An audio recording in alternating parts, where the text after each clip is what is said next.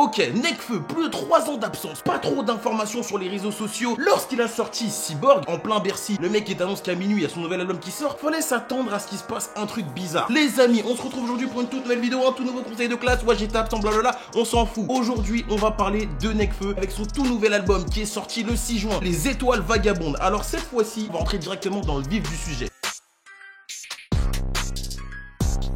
C'est un projet que j'ai surkiffé, mais on va tout de suite parler des choses qui ont été mal faites. C'est qu'il y a un film qui a été diffusé, un documentaire si tu veux, mais un documentaire film super bien réalisé, super bien tourné, avec les potes à Nekfeu, le escroc, l'entourage, les mecs qui étaient derrière la conception du projet. Ils t'ont montré comment le projet a été conçu, ils t'ont montré un petit peu les anecdotes, comment ils ont vécu le truc. Nekfeu t'explique aussi pourquoi il a été peu présent ces derniers temps, et du coup il y a plein de choses que tu comprends à travers ce documentaire. T'as aussi la conception de certains sons, je pense notamment au morceau Chum. Il te montre comment il a été conçu en studio avec ses potes, etc., etc. Du coup, moi je me suis dit que quand on avait vu ça, sûrement il y aurait une rediffusion quelque part, Canal+, Netflix, et ben non. Et jusqu'à ce jour, il y a personne qui n'a pas vu le film en séance, c'est-à-dire au cinéma, qui a pu voir le film. Donc ça c'est un gros bémol. L'album malheureusement il va aussi avec le film. Du coup, si t'as pas vu le film, tu peux ne pas comprendre certaines choses. Beaucoup de personnes ont dit, est-ce qu'on peut redistribuer la carte de l'album de l'année? T'as eu PNL, t'as eu Nino. Du coup, qui c'est qui détient cette médaille de l'album de l'année? Finalement on peut pas savoir parce que l'année n'est pas finie, et j'en suis sûr qu'il y a un Niska Sauvage qui va apparaître dans pas très longtemps. Il y a Damso qui a annoncé aussi UALF, et il y a Booba qui, comme d'habitude, il te le dit, il est toujours en studio, il taffe, donc il y aura forcément un truc qui va se passer. Ah, au fait,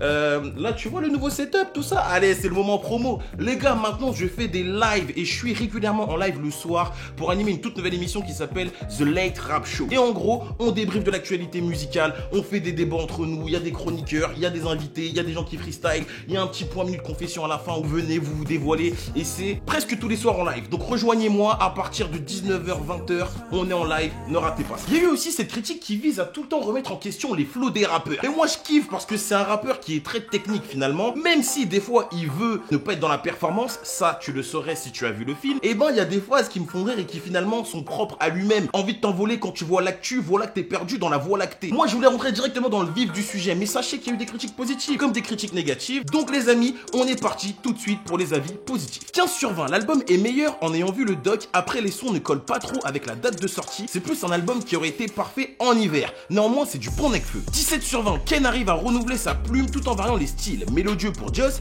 kickage comme Koala à mouiller, plusieurs styles bien abordés. Les feats sont pour la plupart très bien réussis, ce qui apporte un vrai plus. Félicitations du conseil de classe. Moi, je suis d'accord dans ce projet-là, tu vois. Et encore une fois, si t'avais vu le doc, désolé, je vais te le dire tout le temps, mais c'est la vérité. Et c'est pour vous montrer que quand tu vois ce doc, justement, Nekfeu, des fois, il a envie de chanter, il a envie de tenter des trucs. Il l'a bien fait dans ce projet-là, donc je valide l'avis de Baby Boy. 18 sur 20, c'est pas un perfect, mais il y a vraiment des pépites incroyables, comme Ciel Noir ou Voyage Léger. Dommage que Niska ait pas posé de couplet dessus. Des feats stratosphériques comme Tricheur, Elle pleut et Compte les hommes. 17 sur 20, Nekfeu revient de manière énervée et repose ses couilles sur la table des meilleurs du rap français. Le seul gros problème, c'est que ceux qui n'ont pas vu le film ne peuvent pas comprendre l'album comme il se doit, et c'est dommage, trop de références indispensables pour moi. D'ailleurs, dans le projet, parfois c'est un petit peu narré. Vous l'entendez parler, vous entendez les ingénieurs du son répondre à certains, et ça c'est des scènes qui sont déroulées dans le film. Par exemple, dans le morceau À l'unisson, il était en voyage aux États-Unis, il a fait venir une chorale qui a chanté, qui a posé ses voix. Franchement, c'est lourd à voir en fait, et c'est dommage que finalement ça soit pas accessible à tout le monde, parce que le film te met vraiment dans une autre ambiance quand t'écoutes le projet. Mis à part ça, je suis plutôt d'accord avec l'ensemble des avis positifs, et comme ça a été dit, le projet finalement quand tu l'entends, il correspond pas à la saison d'aujourd'hui. Et ce projet-là, plus que tous les autres, il faut vraiment le prendre comme une thérapie pour lui. Et ça, encore une fois, tu l'aurais compris si t'avais vu le film. Après 2 ans d'absence, l'album est décevant. Le meilleur couplet de l'album est celui de Damso, et seuls 6 sons sortent du lot. La com est elle aussi très mal gérée puisqu'un film n'est pas accessible à tous. Le dernier point négatif est qu'il sort un album conscient à une période de l'année où l'on écoute des sons qui ambiancent. 13 sur 20. 9 sur 20, album moyen. Les lyrics se ressemblent tout au long de l'album, les instrus, les mélodies, idem. Le meilleur son a été produit par Niska,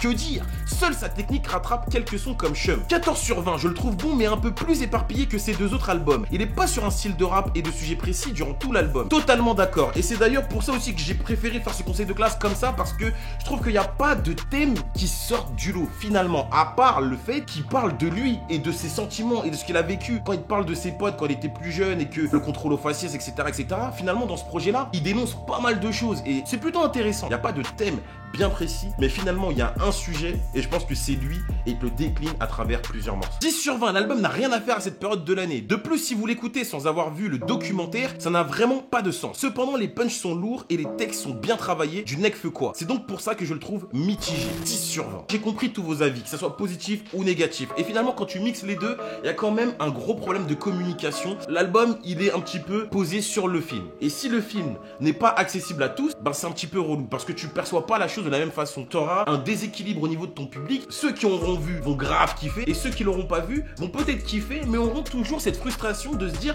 putain mais pourquoi moi j'ai pas pu voir ça alors que moi aussi je kiffe Nekfeu et je pense que j'aurais encore plus kiffé. C'est pas dans 6 mois qu'il faut qu'il sorte ce documentaire. Faut le sortir dès maintenant pour que la plupart des gens puissent aussi découvrir les backstage, le fait que Nekfeu il kiffe les japonaises. Le pire dans tout ça c'est que ce documentaire pour moi il met en évidence beaucoup de lacunes que certains rappeurs ont, tu vois. Je dis pas que tu dois mettre 3 ans à faire ton projet, mais c'est juste la démarche artistique. Le mec il est parti chercher des vibes aux États-Unis, au Japon, en Grèce, de s'imprégner de l'ambiance de certains pays pour pouvoir vraiment apporter les meilleures mélodies et sonorités dans son projet. Tu vois ce que je veux te dire? C'est Nekfeu. Il aurait pu se dire bon vas-y, je suis attendu, ça fait déjà 3 ans, je vais faire un séminaire de 2 semaines où je m'enferme avec des gars, des beatmakers, des trucs et je ponds un projet. Il aurait bien marché dans tous les cas. Il voit son art de façon différente et rien que pour ça, gros respect. J'ai kiffé Les Étoiles Vagabondes, à l'unisson Chum, j'ai kiffé Menteur Menteur, Ciel Noir, Bleu avec Némir, j'ai kiffé Tricheur avec Damso. Vraiment pour les amateurs de rap, ceux qui aiment vraiment le rap, tu vois, le rap passe-passe, tu vois.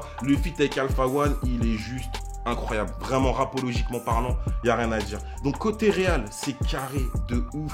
Il bosse avec des gens qui... Moi, ce que je kiffe et qu'on a vu dans le documentaire, les gens qui bossent avec Nekfeu, disque de platine, qui remplit les Bercy, qui fait ci, c'est des mecs, si c'est de la merde que tu fais, ils te le disent. C'est pas des suceurs en mode, ouais, lourd, gros, ouais, lourd. Non. Ce que t'as fait, c'est pété, refait. Voilà, c'était le conseil de classe de Nekfeu, la MIF. C'est un petit peu tôt, mais j'ai dû le faire parce que sinon, je me mangeais des menaces. J'espère que vous aurez kiffé, j'espère que vous êtes d'accord avec moi. Si c'est le cas, laissez-moi un maximum de pouces bleus, abonnez-vous, suivez en live The Late Rap Show si vous voulez participer, si vous voulez avoir un rôle dans l'émission, c'est avec grand plaisir. Et je pense qu'au fil des semaines, on va continuer à parler des Étoiles Vagabondes parce que c'est un projet qui mûrit et un projet, tu le juges pas que sur 2-3 jours, il faut quand même du temps. Mais moi, c'est mes premières impressions à chaud en tout cas sur ce projet-là. Très bon projet, très bien produit, il reste parfois dans sa zone de confort, il a pris des risques, mais la communication malheureusement, elle tient sur ce film qui n'est pas accessible aussi à tous et c'est dommage, voilà. Bref les gars, c'était votre boy Joss, on se dit à très bientôt, see you next time guys, et si vous voulez plus de vidéos, faut soutenir les rushs, je vous cache pas en ce moment, c'est juste le soutien, si j'ai du soutien, je suis productif, donc à vous de jouer, like et commentaire, see you next time guys, peace out, yeah.